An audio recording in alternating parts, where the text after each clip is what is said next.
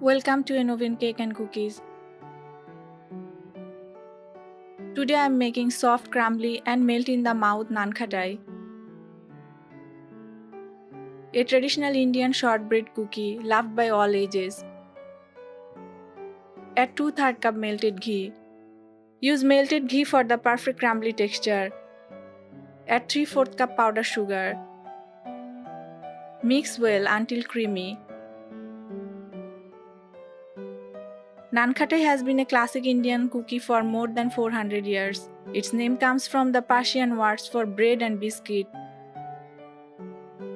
Now add 1 cup flour, half cup gram flour, 1/4 cup suji, half teaspoon baking powder, 1/4 teaspoon baking soda and half teaspoon cardamom powder. Mix everything gently until well combined.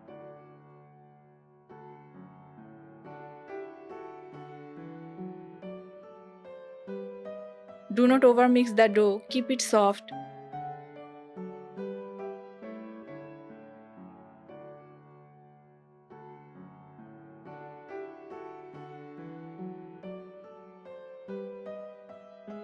Let the dough rest for 10 minutes.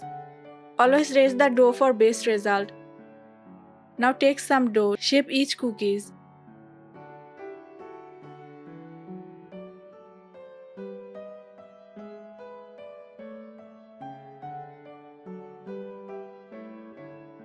Place them on a 6-inch oil grease mold lined with baking paper.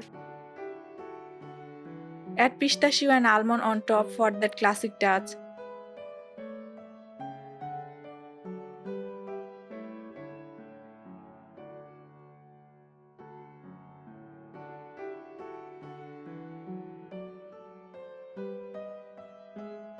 Homemade ghee adds good fats and aroma.